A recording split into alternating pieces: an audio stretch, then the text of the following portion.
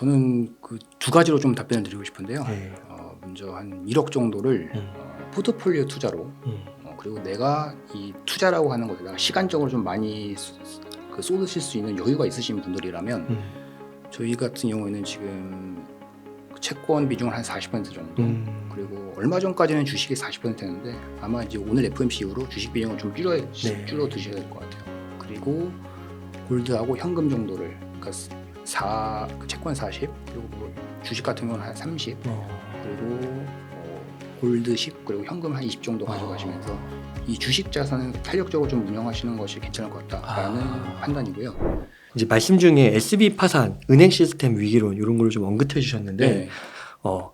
이게 지금 심각하다고 네. 판단을 하시는 분들은 앞으로도 계속해서 네. 파산 가능성이 높다. 네. 그래서 금융 시스템 그 위기가 터질 것이다까지도 보시더라고요. 네. 박사님께서는 좀 어떻게 보고 있으신가요? 분명히 위험한 시그널인 건 맞습니다. 아. 과거에 이제 그 금융위기들을 다 되돌아보게 되면은요, 항상 공통적으로 나타나는 게 뭐냐면 금융기관이 파산했다는 거죠. 우리가 전통적인 경제학에서는요, 이 화폐 시장이라고 하는 곳과 실물 시장이라는 곳이 이렇게 따로 존재를 하고요. 그 곳을 이어주는 곳이 은행이라고 하는 이제 어떤 금융기관의 역할인데요. 네. 이 금융기관이 파산되게 되면은 양쪽에서 발생하는 충격이 전달 경로가 훨씬 커집니다. 그렇기 때문에 실물이 금융을 악화시키고 금융이 다시 실물을 악화시키고 하는 그런 악순환의 굴레에 빠지는 거죠. 예. 그렇기 때문에 지금 은행 파산은 굉장히 심각한 시그널이 맞다라는 건데 그렇다고 그 2008년에 나타났던 그러한 사례를 대입해서 똑같이 반복된다라고 보기에는 저는 구조적으로 약간 변화된 부분이 있다라고 이렇게 말씀을 드리고 싶어요. 그래서 지금 제가 준비해온 자료를 보시게 되면은요. 요거는 이제 미국 그 예금보험공사죠. 거기서 은행들이 얼마나 많이 파산을 했고 그 은행들의 파산한 총자산 규모가 얼마인가라는 것을 보는데 나타내주는 그림인데요. 금융위기 때 보시게 되면은 요 파란색 막대가 총자산이에요. 지금 뭐 여기까지 올라갔잖아요. 예, 350억 달러. 그렇죠. 370억 달러 정도까지 올라갔었는데 이때 파산한 개수가 약 한 20개 정도였습니다. 그리고 파산한 개수는 좀 점점 늘어가는데 자산은 조금씩 줄어가고 있죠. 그러니까는 여기서부터는 대형 은행이 터지고 그 다음부터는 조그만 은행들이 터졌다는 얘기예요. 그런데 지금 올해 3월 달까지 FDIC에서 집계하기로 2개가 공식적으로 파산을 했습니다. 뭐 뉴스에서 다들 보셔서 아시겠지만. 근데 그 2개의 자산 규모 합친 게 벌써 금융위기 때랑 거의 맞먹는 수준이죠. 그렇기 때문에 굉장히 안 좋은 시그널인 건 맞는데 그렇다면 이 패턴만 놓고 본다면 이때보다 야 지금 2개 파산했는데 이만큼 왔어. 그럼 앞으로 한 18개 더 터진다고 보면 자산이 훨씬 많은 거 아니냐. 그러면 미국 다 망하는 거 아니야? 라고 우려를 하실 수도 있겠지만 저는 그 가능성에 대해서는 조금 낮게 보고 있습니다. 왜냐하면요. 요 금융위기 이전과 이후는 그 은행이라고 하는 그리고 우리가 은행에서 돈을 빌리는 기업들의 그런 자금의 조달 경로 자체가 좀 많이 바뀌었어요. 이 이전에는요. 금융위기 이전에는 그 기업들이 은행을 통해서 돈을 많이 빌렸습니다. 보통 그 미국 은행들의 기업 대출 증가율이 10% 안팎에서 왔다 갔다 했어요. 한 많을 때는 15%에 갔었고요. 적을 때는 뭐 10% 조금 안 되는 9%, 10% 정도. 그러니까 평균적으로 한 12, 13%가 왔다 갔다 했던 거죠. 근데 금융위기를 겪고 나서 우리가 구조적으로 나타난 그 금융시장의 변화가 뭐냐면요. 금융위기 이후에 코로나 직전까지 우리가 인플레이션이라는 단어를 한 번이라도 좀 걱정하면서 살았던 적이 있었나요? 아니요. 없었죠. 네. 오히려 그때는 디플레이션이 문제였습니다. 맞아요. 물가가 도대체 왜 안 오르냐. 다들 이거 걱정했었거든요. 물가 낮다 보니까 금리가 낮고요. 그러다 보니까 기업들이 은행 가서 돈 좀 빌려주세요라고 하면서 대출 받는 것이 아니고 채권 시장을 통해서 직접 금융을 조달을 많이 했습니다. 그래서 뭐 은행에서 종사하시거나 이런 분들 많이 아시겠지만 금융위기 이후로는 기업 대출 증가율 자체가 그렇게 큰 폭으로 늘진 않았습니다. 그런 것들을 요 오른쪽이랑 이제 차트를 좀 연결지어서 말씀을 드리게 되면요. 이때 은행 파산은 굉장히 심각한 뉴스였어요. 왜냐하면 은행이 파산되게 되면 은행에서 돈 빌려간 그런 기업들까지 같이 다 손해를 보는 그런 구조인 거죠. 그러니까 연결이 많이 되는 그렇죠. 거네요. 그렇기 때문에 은행 하나가 파산이 되면 실물 경제로 파급되는 효과가 훨씬 컸는데요. 지금은 은행 파산 자체가 위험한 것은 맞지만 그 당시보다는 기업들이 은행에 의존하는 정도가 많이 낮아졌다는 거죠. 그 대신 위험해진 건 뭐냐. 기업들이 채권 시장을 통해서 저금리 환경을 이용해서 그동안 채권을 많이 발행해놨기 때문에 그런 개별 채권들이 계속해서 부도가 나는 그런 이슈들은 나올 수가 있습니다. 우리가 보통 요즘 나오는 은행 리스크를 시스템 리스크라고 부르잖아요. 이 전체적인 리스크는 보통 시스템 리스크와 개별 리스크의 합으로 구성이 됩니다. 이 시스템 리스크는 뭐냐면은 한 번 터지면 너나 나나 할 거 없이 누구나 다 겪을 수밖에 없는 그런, 도미노처럼. 예, 그렇죠. 그런 아. 리스크를 말하는 거고요. 개별 리스크는 제가 터지더라도 어. 안 좋은 거긴 한데 나까지는 피해가 안 오는 이제 아. 그런 개별 리스크를 말하는 거거든요. 이건 쉽게 말씀드리면 이런 거고요.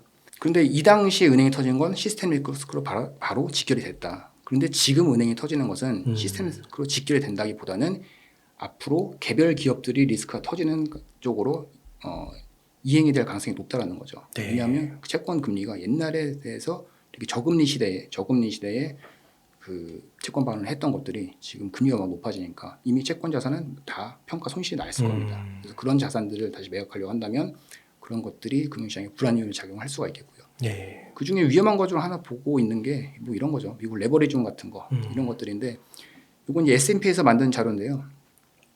각각의 시나리오에 따라서 올해 이제 부도율이 얼마나 될 것이냐라고 하는 것을 보여준 건데 이제 베이스 시나리오는 뭐 이 정도로 잡고 있는 거예요. 한 2.5% 정도로. 그런데 여기서 이제 마무리가 되면 좋겠지만 30개 기업이 디폴트 된다는 그런 건가요? 기업이 아니고 채권입니다. 아, 채권. 개별 채권으로. 어.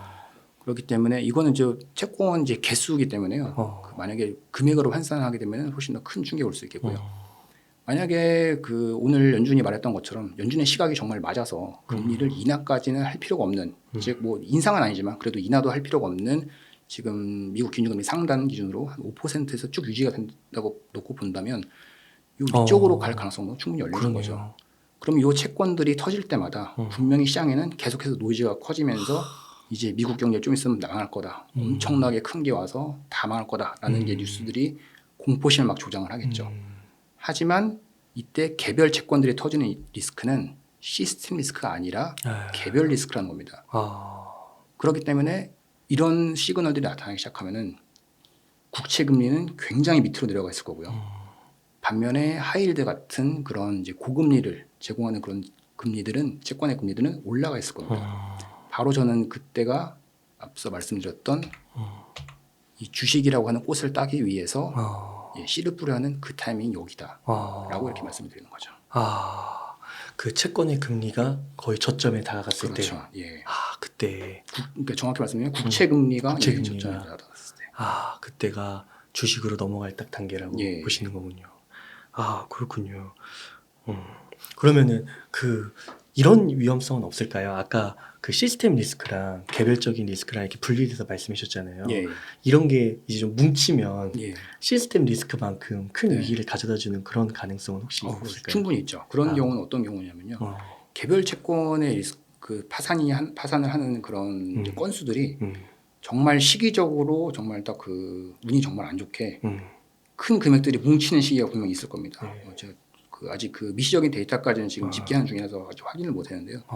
그런 것들이 크게 그 디폴트되는 타이밍이 딱 맞아 떨어진다면 시스템 리스크만큼 큰 위기로 갈 수가 있겠죠. 네. 하지만 우리가 이 개별 리스크의 장점은 뭐냐면 터지는 시기가 다 다르다는 거죠. 하나 터지고 나서 조금 있으면 좀 하나 터질 거고 그게 마무리 될 것 같으면 또 하나 터지고. 그렇구나. 그렇기 때문에 아마 앞으로 나타나게 될 리스크는 과거 이제 금융위기처럼 정말 큰 거 한 방에 빵 와서 모든 게 다 리셋되고 다시 제로로 돌아가서 시작하는 그런 리스크라기보다는 지금 SVB를 시작으로 해서 앞으로는 미국 개별 채권들이 어디가 뭐 어느 회사가 뭐 도산했다라든지 어느 채권이 뭐 상환을 못했다라든지 이러한 이슈들이 계속해서 지지부진하게 막 나오는 그런 장세가 될 가능성이 높다라고 진짜 보고 노이즈가 계속 나오겠네요. 예. 그러면은 그 노이즈가 나올 때마다 시장은 뭐 그 규모에 따라서 진짜 계속 흔들흔들할 수도 그렇죠. 있는 거고. 예. 그렇게 되면 저 주식 투자는 되게 힘들겠는데요. 그렇습니다. 그래서 주식 투자는 이제 저점인데 하고 들어가는데 그런 노이즈가 계속해서 나오면 분명히 상방을 맡을 수밖에 없거든요. 그런데 그 대신 확실한 거는 채권은 국채 금리는 점점 더 밑으로 갈 가능성이 높죠.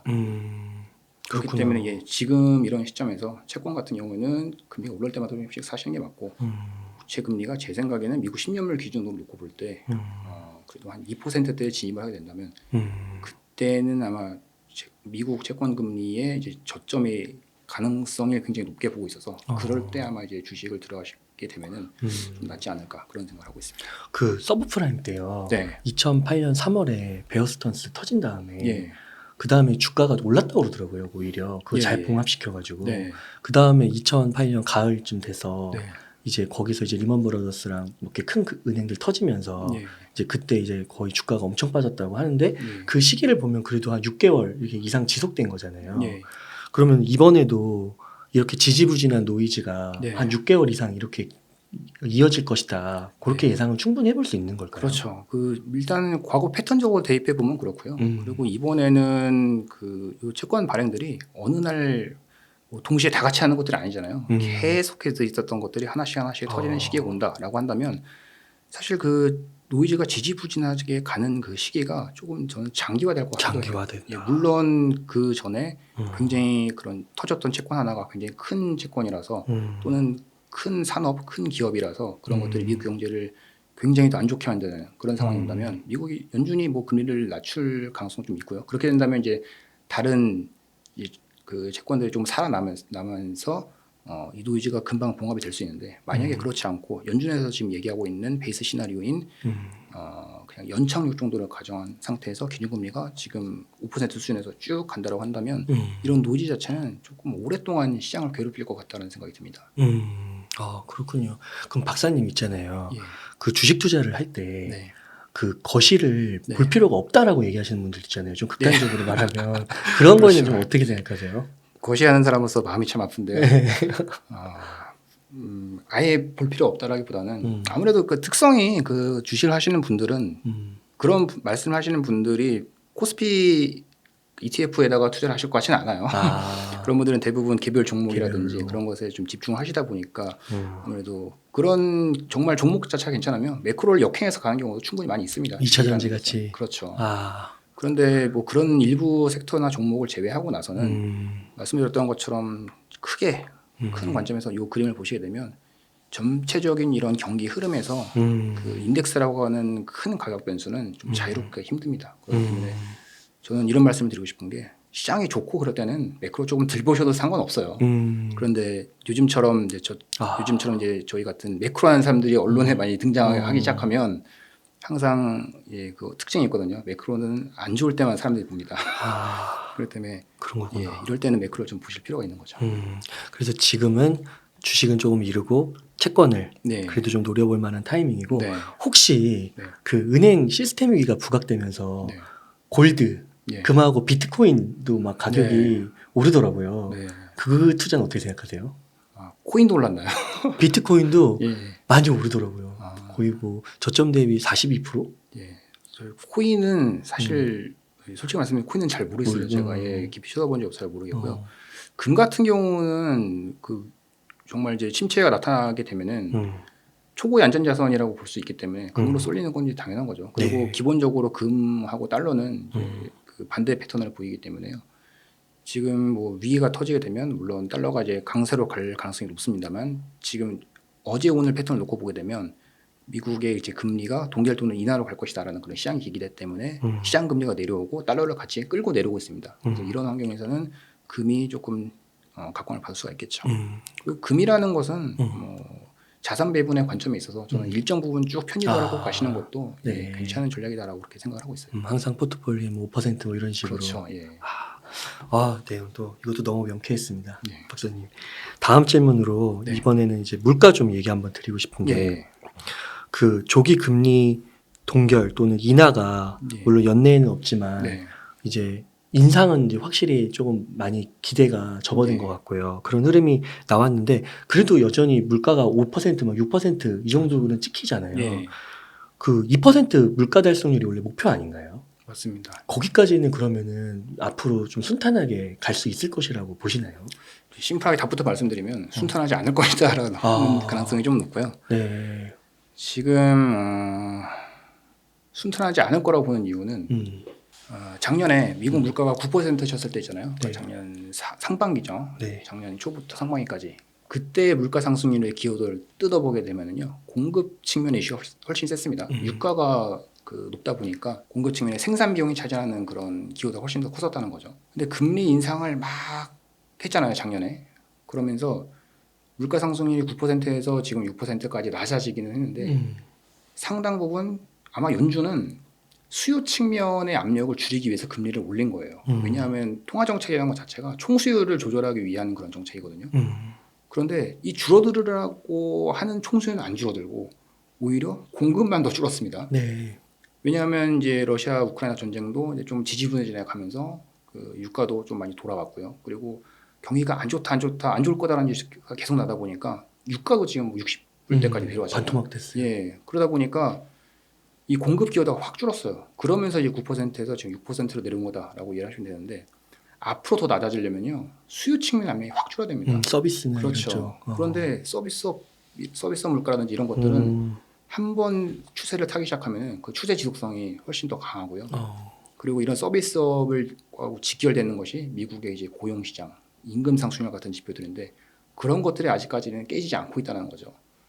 그렇기 때문에 올해 이제 한 6월 달 정도가 지나가게 되면요. 하반기부터는 작년에 물가 높았던 그런 기저 효과도 없어지고요. 그리고 만약 유가도 그냥 지금 수준에서 횡보한다는 가정을 한다면 물가는 추가적으로 좀 빠지기 힘들고 4% 내외에서 그래요? 횡보할 가능성이 높습니다. 어. 그런데 만약에 이것이 2%까지 간다.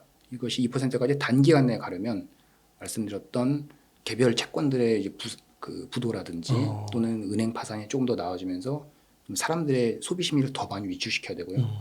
그리고 그런 것들이 실제 기업들의 해고로 이어지면서 실업률이 좀 빠르게 올라가줘야 되는 그런 상황이 와야지만 2% 달성이 2%를 달성하는 그 시점이 조금 앞당겨질 수가 있겠죠. 예, 그렇지 않고서는 2% 달성은 아마 올해 안에는 힘들 것 같다. 그리고 뭐 내년도 지나서 내년 아마 하반기쯤이 돼야 되지 않을까라고 그렇게 생각하고 있습니다. 그럼 2%까지 가려면 네. 경기 침체 같은 게 와야 되는 건가요? 그렇죠. 예. 그리고 일반적으로 그리고 경기 침체라는 건요. 과거에 이렇게 돌아보시게 되면은 경기 사이클에서 자연적으로 나타나는 현상이라기보다는 그 항상 중앙은행의 공격적인 금리 인상 그리고 그것들을 견디지 못한 경제 주체가 먼저 파산해 나가면서 나타난 그런 어떻게 보면은 경기 침체라는 걸 사람이 선택을 했다라고 이렇게 볼 수도 있는 것 같아요. 그렇기 때문에 물론 뭐 어느 중앙은행이 경기 침체를 몰고 가고 싶겠어요. 하지만 지금 코로나 이후에 전체 총수요와 총공급의 관계는 전통적인 경제학으로 해석이 되는 그런 시장에서 벗어나서 굉장히 희귀했던 그런 패턴을 보이고 있는 것이 사실이고요. 그런 패턴을 정상화시키려면 중앙은행이 할 수 있는 일은 사실 계속해서 금리를 인상하거나 고금리를 유지하거나 이런 총수요 쪽을 관리하는 정책을 쓸 수밖에 없습니다. 근데 금리를 더 올릴 수는 없는 거예요. 그러니까 더 올릴 거라고 원래 예상을 했었는데 네. 그 기대를 확 꺾어버린 게 그 이제 은행 파산 그 이슈가 된 거죠. 그리고 이 물가라는 건요. 그 경기에서 대표적으로 후행하는 지표거든요. 대표적으로 후행하는 지표가 이제 고용이랑 물가가 있는데 아이러니하게도 연준의 듀얼 맨데이트가 뭐냐면 물가랑 고용 안정이죠. 요거 두 개 보고 움직이게 되면은 통화 정책은 항상 후행할 가능성이 좀 높거든요. 물론 그것들을 그 똑똑한 페드 이코노미스트에 다 알고 있기 때문에 선제적으로 대응하기 위한 끊임없는 연구를 하겠지만 그 연구가 항상 정답을 보장하는 경우는 그렇게 많지 않았다라는 그런 역사적인 경험을 좀 상기할 필요가 있겠습니다. 그러면은 이거 진짜 좀 난감한 질문이실 수 있을 것 같은데 예. 앞으로 연준이 어떻게 해야 되는 거예요? 연준이 앞으로 어떻게 해야 되냐고요? 지금 이제 5%인데 예. 뭐 한 번 정도만 인상하고 네. 뭐 쭉 지켜봐야 되고 네. 터질 때마다 뭐 막아야 되고 뭐 이런 건가요? 연준이 어떻게 해야 되느냐에 대해서는 제가 참 그 파월 의장의 머릿속에 들어가 있는 것이 아니기 때문에 뭐라고 확답해서 드릴 수 없는데요. 지금 그냥 예상 가능한 시나리오는 파월 의장이 분명히 그 기자회견 스탠스에서 보였거든요. 인상하기도 조금 부담되고 그렇다고 인하는 꿈도 꾸지 마. 왜냐하면 시장이 너무 앞서 나가는 걸 연준은 되게 불편합니다.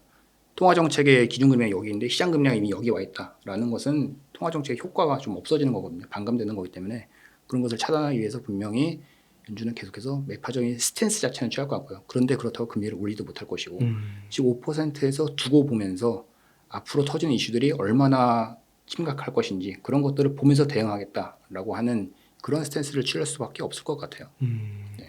그러면은 만약에 개인 투자자분들이 예. 지금 한 1억 정도는 굴릴 수 있는 거예요. 예. 그러면 지금 이런 되게 어떻게 이게 진짜 한 치 앞도 잘 모르겠는데 복잡다단한 이런 현실 속에서 어떻게 좀 시간을 어느 정도 좀 두고 어떻게 좀 이렇게 자금을 운용했으면 좋으실 것 같으세요? 저는 그 두 가지로 좀 답변을 드리고 싶은데요. 먼저 한 1억 정도를 포트폴리오 투자로 그리고 내가 이 투자라고 하는 것에다가 시간적으로 좀 많이 쏟으실 수 있는 여유가 있으신 분들이라면 저희 같은 경우에는 지금 채권 비중은 한 40% 정도. 그리고 얼마 전까지는 주식이 40%였는데 아마 이제 오늘 FOMC 이후로 주식 비중을 좀 줄여 두셔야 될 것 같아요. 그리고 골드하고 현금 정도를 그러니까 그 채권 40 그리고 뭐 주식 같은 경우는 한 30 그리고 뭐 골드 10 그리고 현금 한 20 정도 가져가시면서 이 주식 자산을 탄력적으로 좀 운영하시는 것이 괜찮을 것 같다라는 판단이고요. 만약에 그렇지 않고 내가 이 그 투자라는 곳에다가 좀 시간적으로 많이 여유를 투자를 시간적으로 많이 쏟으실 수 없으실 만한 그런 분들은 이번 기회를 통해서 좀 이런 큰 질문을 한번 생각을 해보셨으면 좋을 것 같아요. 어떤 질문이냐면 지금은 만약에 경기 침체가 발생한다고 하면 뭐 그만큼 물가도 함께 낮아지겠지만 어쨌든 지금은 경기 침체를 시그널링하는 여러 가지 현상들이 나타나고 있고 물가는 여전히 한 6% 높은 상황이잖아요. 고물가하고 저성장이라고 단어는 원래 같이 어울릴 수 없는 단어인데요. 지금 이 단어가 계속해서 같이 짝을 매면서 돌아다니고 있죠. 네. 그래서 대부분 언론사에서 뭐 그런 행사 많이 하잖아요. 저성장 고금리 시대의 투자 전략 어떻게 되느냐. 그런 행사도 많이 나타나는데 이 질문에 대한 근본적인 좀 의문을 한번 좀 가져보셔야 될 것 같아요. 저성장 고금리라고 하는 이 두 단어가 같이 붙어 다닐 수 없는데도 불구하고 지금 항상 같이 붙어 다니고 있잖아요. 그런데 이 저성장이라는 것이 틀렸다고 한다면 분명히 고금리 고물가에 걸맞는 성장이 어느 순간에는 나올 수밖에 없습니다. 그렇게 된다면 성장성을 먹고 사는 주식을 좀 길게 보고 투자를 하셔야 되는 게 맞고요. 만약에 그렇지 않고 현재의 고금리가 틀렸다라고 생각을 하신다면 저성장 시대에 맞는 물가가 내려가면서 금리가 다시 내려갈 수밖에 없는 거죠. 그러면 지금같이 금리 높을 때 채권을 사시는 게 맞는 거죠. 그렇기 때문에 이렇게 탄력적으로 운영을 해 나가실 수 있는 그런 시간적인 여력이라든지 그런 여유가 되시는 분들과 안 되시는 분들은 조금 질문에 초점을 다르게 하셔서 한 번쯤은 다시 생각해 보시고 만약에 그런 것에 대해서 절대 모르겠다라고 하신다면은 제가 말씀드렸던 요 시계도상에서 채권이 좀 그 개별 채권에 대한 부도 이슈들이 많이 나오고 국채 금리가 한 2%대를 보이고 있는 그런 때쯤 이제 주식을 조금씩 들어가시게 되면은 아마 이 국면에서 주식이라고 하는 꽃을 딸 수 있는 시기에 오지 않을까 그렇게 생각을 하고 있습니다. 지금은 그 국채 금리가 몇 프로예요? 지금 오늘 아침에 이제 미국 같은 경우는 한 3.5% 정도 됐고요. 예. 거기 한 2%까지 갈 때까지. 예. 네, 그때부터 주식 투자를 좀 보면 좋다. 네.